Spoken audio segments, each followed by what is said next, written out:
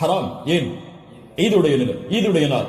இந்த 10வது நாளை தவிர வரக்கூடிய 9 நாளும் நோன்பு வைப்பது சுன்னாவா? முஸ்லிம் ரஹிமஹுல்லா இல்மை தேடக்கூடிய மாணவர்கள் என்பதால் இந்த விளக்கங்களை கொடுக்கிறேன். முஸ்லிம் ரஹிமஹுல்லா அவர்கள் சொன்னார்கள், ஆயிஷா ரலியல்லாஹு அன்ஹா அவர்கள் கூறுவதாக, மா ரஅய்து ரசூலுல்லாஹி ஸல்லல்லாஹு அலைஹி வஸல்லம் ஸாயிமன் ஃபில் அஷ்ர் கத்து. கொஞ்சம் குழப்பமா இருக்கும், புரிய முயற்சி. அல்லாஹ்வுடைய தூதர் துல்ஹஜ் மாதத்துடைய முதல் 10 நாட்களும் ஒருபோதும் நோன்பு வைத்ததில்லை. யாருடைய அறிவிப்பு? ஹஃப்ஸா ரலியல்லாஹு அன்ஹா யார்? அல்லாஹ்வுடைய தூதருடைய மனைவிதான். நஸை போன்ற கிரந்தங்களில் சஹீஹான அறிவிப்பாக பதிவு செய்யப்படுகிறது, லம் யத ரசூலுல்லாஹி ஸல்லல்லாஹு அலைஹி வஸல்லம் சியாம திஸ்இல் ஹிஜ்ஜா. அல்லாஹ்வுடைய தூதர் ஸல்லல்லாஹு அலைஹி வஸல்லம் துல்ஹஜ் மாதத்துடைய முதல் 9 நாளும் எப்போதும் நோன்பை விட்டதில்லை. ஒரு ஹதீஸ் என்ன சொல்கிறது?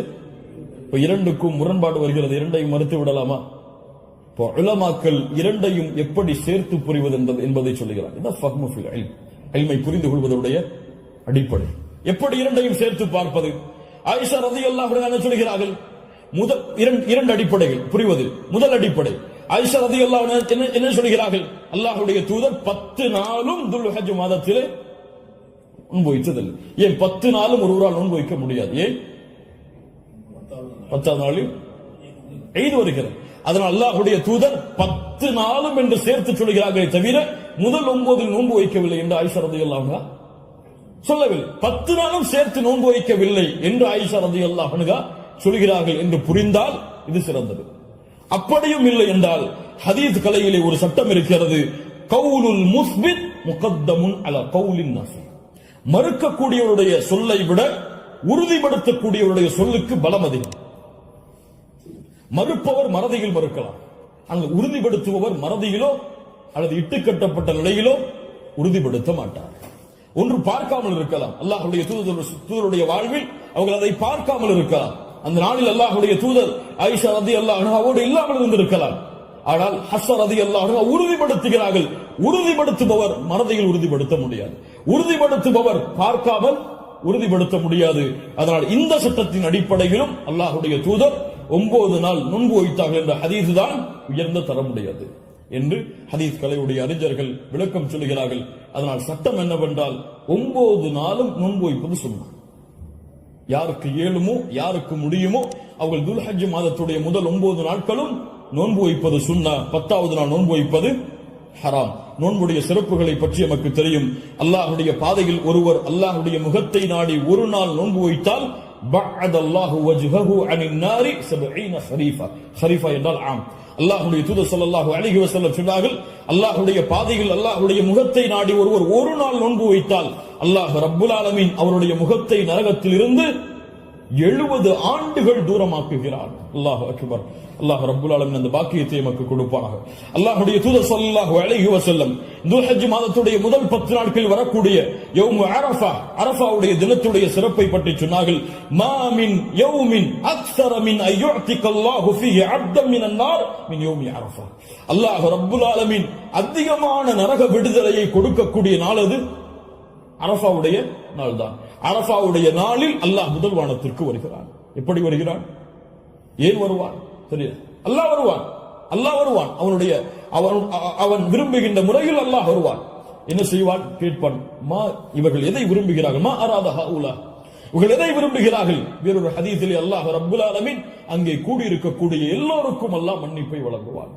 அல்லாஹ் ரப்புல் ஆலமீன் அப்படிப்பட்ட மன்னிப்பாளர்களாக ஹஜ் செய்த நம்முடைய முஸ்லிம்களையும் மூமின்களையும் அல்லாஹ் ஆக்குவான்.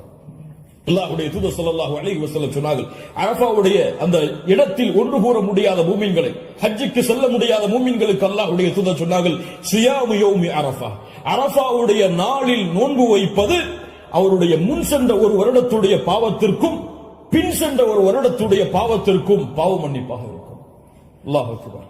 முன் சென்ற வருடத்துடைய ஒரு வருட பாவம் பின் சென்ற வருடத்துடைய ஒரு வருட பாவத்திற்கு மன்னிப்பாக அமையும் என்று அல்லாஹ்வுடைய தூதர் ஸல்லல்லாஹு அலைஹி வஸல்லம் சொன்னார்கள். அல்லாஹ்வுடைய தூதர் ஸல்லல்லாஹு அலைஹி வஸல்லம் சொன்னார்கள், அஃதலு துஆ துஆஉ யௌமி அரஃபா, துஆக்களில் மிக சிறந்தது அரஃபாவுடைய தினத்தில் கேட்கப்படும் துஆவாகும். அல்லாஹ்வுடைய தூதர் ஸல்லல்லாஹு அலைஹி வஸல்லம் சொல்லிவிட்டு சொன்னார்கள், நானும் எனக்கு முன்னால் சென்ற நபிமார்களும் கூறிய வார்த்தைகளில் மிக சிறந்தது எது? லா இலாஹ இல்லல்லாஹ் வஹ்தஹு லா ஷரீக லஹ். லா இலாஹ இல்லல்லாஹ் வஹ்தஹு லா ஷரீக லஹ். இதுதான் மிகச்சிறந்தது. அரஃபாவுடைய தினத்தில் கேட்கப்படக்கூடிய துஆ. கண்ணியத்துக்குரியவர்களே, இந்த 10 நாட்கள் அதிகமான அமல் செய்யக்கூடிய மூமின்களாக இருப்போம். இந்த 10 நாளை எப்படி கண்ணியப்படுத்த வேண்டுமோ அந்த கண்ணியப்படுத்தினால் அல்லாஹ் ரப்புல் ஆலமீன் இந்த நாட்களுக்குரிய உதுஹியாவுடைய ஒரு சிறிய சட்டத்தை மட்டும் கூறிவிட்டு இந்த 10 நாட்களில் அடங்கி இருக்கக்கூடிய இந்த உதுஹியா என்ற கடமையுடைய ஒரு சிறிய சட்டம் என்னவென்றால், அல்லாஹ் ரப்புல் ஆலமீன் உதுஹியா என்றால் அல்லாஹுடைய பெயரை கொண்டு அல்லாஹுடைய முகத்தை நாடி ஒட்டகத்தையோ மாட்டையோ ஆட்டையோ யௌமுன் நஹர் யௌமுல் ஈத் அன்று அல்லது அய்யாமுத் தஷ்ரீக் அதற்கு தொடர்ந்து வரக்கூடிய 11, 12, 13 இந்த நாட்களில் அல்லாஹ்வை நெருங்குவதற்காக இந்த 3 விலங்கினங்களையும் அறுத்து பலியிடுதல் தான் உதுஹியா. அல்லாஹ் ரப்புல் ஆலமீன் கூறுகிறான், இன்னா அத்தைனாக அல் கௌசர். அல்லாஹ் ரப்புல் ஆலமீன் நபியே கௌசர் என்ற தடாகத்தை உமக்கு வழங்குகிறான். அதனால் ஃபஸல்லி லிரப்பிக வன்ஹர், அல்லாஹ்வை தொழு, அல்லாஹ்விற்கு அறுத்து பலியிடுங்கள். வன்ஹர் வஸ்பா, அல்லாஹ்விற்கு அறுத்து பலியிடுங்கள் என்று அல்லாஹ் ரப்புல் ஆலமீன் கட்டளையிடுகிறான். இந்த உதுஹியாவுடைய விஷயத்தில் உலமாக்கள் மத்தியிலே கருத்து வேறுபாடு இருக்கிறது. சில உலமாக்கள் சொல்கிறார்கள் உதுஹியா என்பது வாஜிப், அதை விட்டால் பாவம். உதுஹியா வாஜிப், அது விட்டால் பாவம். ஆனால் ஜும்ஹூர் அஹ்லுல் இல்ம் உலமாக்களுடைய ஒட்டுமொத்த கூட்டத்துடைய கருத்து என்னவென்றால், பெரும்பான்மையான உலமாக்களுடைய கூட்டத்துடைய கருத்து என்னவென்றால், உதுஹியா சுன்னah, விட்டால் மக்ரூஹ், விட்டால் வெறுக்கத்தக்கது. அல்லாஹ்வுடைய தூதர் தங்களுடைய இறுதி 10 ஆண்டுகளில் ஒருபோதும் உதுஹியாவை தாங்கள் கரத்தால் அறுப்பதை விடவில்லை. இது சுன்னah, ஆனால் விட்டால் பெரும்பாவம் கிடையாது, வெறுக்கத்தக்கது.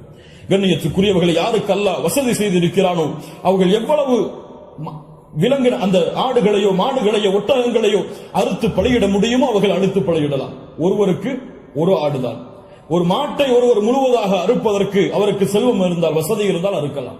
அல்லது அந்த மாட்டை 7 பேர் பங்கு கொள்ளலாம். ஒட்டகமாக இருந்தால் அவர்களும் அதில் 7 பேர் பங்கு கொள்ளலாம். இப்படி ஒரு ஆட்டை ஒருவர், மாடை 7 பங்காக வைக்கலாம், ஒட்டகத்தை 7 பங்காக வைக்கலாம். அல்லது ஒட்டகம் முழுவதையும் ஒருவர் கொடுக்கலாம், மாடு முழுவதையும் ஒருவர் கொடுக்கலாம். 2 ஆடுகள் 3 ஆடுகள் என்று ஏழைகளுடைய கஷ்டங்களை நீக்க அல்லாஹ்வுடைய முகத்தை நாடுபவர்கள் எவ்வளவு அல்லாஹ் அவர்களுக்கு செல்வத்தை விசாலப்படுத்தி இருக்கிறாரோ அவ்வளவு அவர்களும் விசாலப்படுத்தலாம். அந்த விலங்கினங்களுடைய சட்டம் என்ன? ஆடாக இருந்தால் 1 வருடம் பூர்த்தியாக இருக்க வேண்டும், 2வது வருடத்தில் நுழைந்திருக்க வேண்டும். மாடாக இருந்தால் 2 வருடங்கள் பூர்த்தியாக இருக்க வேண்டும், 3வது வருடத்தில் அது நுழைந்திருக்க வேண்டும். ஒட்டகமாக இருந்தால் 5 வருடம் பூர்த்தியாக இருக்க வேண்டும், 6வது வருடத்தில் அது நுழைந்திருக்க வேண்டும். யாருக்கெல்லாம் ஒரு முழு குடும்பமாக ஒரே இடத்திலே ஒரே உணவை சாப்பிட்டு வசித்தால் அந்த முழு குடும்பத்திற்கும் ஒரு ஆடு போதுமானது, அல்லது முழு குடும்பத்திற்கும் ஒரு மாடு போதுமானது, அந்த முழு குடும்பத்திற்கும் ஒரு ஒட்டகம் போதுமானது.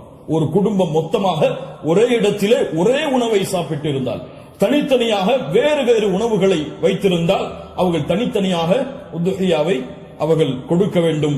கண்ணியத்துக்குரியவர்கள், இந்த முறையில் இந்த வணக்க வழிபாட்டை செய்வதற்கு அல்லாஹ் எமக்கு உதவி செய்வானாக. லை யனாலல்லாஹு லுஹுமுஹா வலா திமாஉஹா, இதனுடைய மாமிசங்களோ இரத்தங்களோ அல்லாஹ்வை சென்றடைவதல்ல. வலாக்கின் யனாலுஹு தக்வா மின்கும், உங்களுடைய உள்ளத்தில் இருக்கக்கூடிய தக்குவாதான் அல்லாஹ்விடத்தில் சென்றடைகிறது. கண்ணியத்துக்குரியவர்கள், நபி இப்ராஹிம் அலைஹிஸ்ஸலாம், இஸ்மாயில் அலைஹிஸ்ஸலாம் அவருடைய தியாகத்தை நினைவு கூறும் பொருட்டு இப்ராஹிம் அலைஹிஸ்ஸலாம் தன்னுடைய மகனை அல்லாஹ் அறுக்க கட்டளையிட்ட போது நான் அறுக்க தயாராகிறேன் என்று இப்ராஹிம் அலைஹிஸ்ஸலாம் அல்லாஹ்விற்காக தன்னுடைய அல்லாஹ்வுடைய கட்டளையை ஏற்க துணிந்ததை போன்று, யா அல்லாஹ் நீ கூறினால் எதையும் செய்வதற்கு நான் தயார் என்ற தன்மையை வெளிப்படுத்துவதற்கு தான் இந்த யௌமுன் நஹர் யௌமுல் ஈதுடைய தினத்தில் ஆடுகளையோ மாடுகளையோ ஒட்டகங்களையோ அறுக்கக்கூடிய கட்டளை அல்லாஹ் கொடுத்திருக்கிறார். இது ஒரு சடங்காகவோ சம்பிரதாயமாகவோ இல்லாமல் அல்லாஹ்விற்காக செய்யப்படக்கூடிய வணக்க வழிபாடாக எண்ணி இன்று நியத்து வையுங்கள். அல்லாஹ் எனக்கு கொடுத்த செல்வத்தின் அடிப்படையில் இன்ஷா அல்லாஹ் இதை நான் விசாலப்படுத்துவேன். என்னால் எவ்வளவு முடியுமோ அவ்வளவு அல்லாஹ்வுடைய பாதையில் அறுத்து பலியிட்டு ஏழைகளுக்கும் நானும் அதிலிருந்து உண்பேன். கண்ணியத்துக்குரியவர்களை, சிறந்தது என்னவென்றால் நாம் வாழக்கூடிய இடங்களில் அறுத்து பலியிடுதல் தான் சிறந்தது.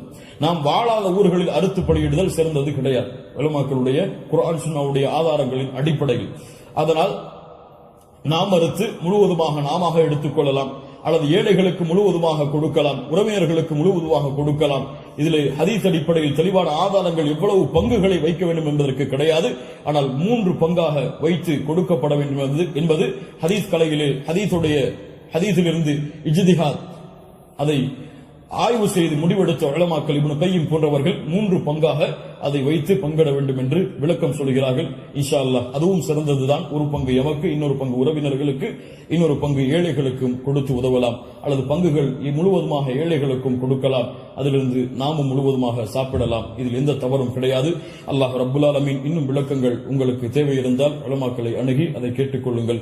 அல்லாஹ் ரப்புல் ஆலமீன் இந்த இறுதி 10 நாட்களை கண்ணியப்படுத்தக்கூடிய இந்த இறுதி 10 நாட்களில் அதிகமான அமல்களை செய்து அல்லாஹ்வுடைய பொருத்தத்தை பெறக்கூடிய நல்மக்களாக அல்லாஹ் ரப்புல் ஆலமீன் என்னையும் உங்களையும் ஆக்கி அருள்புரி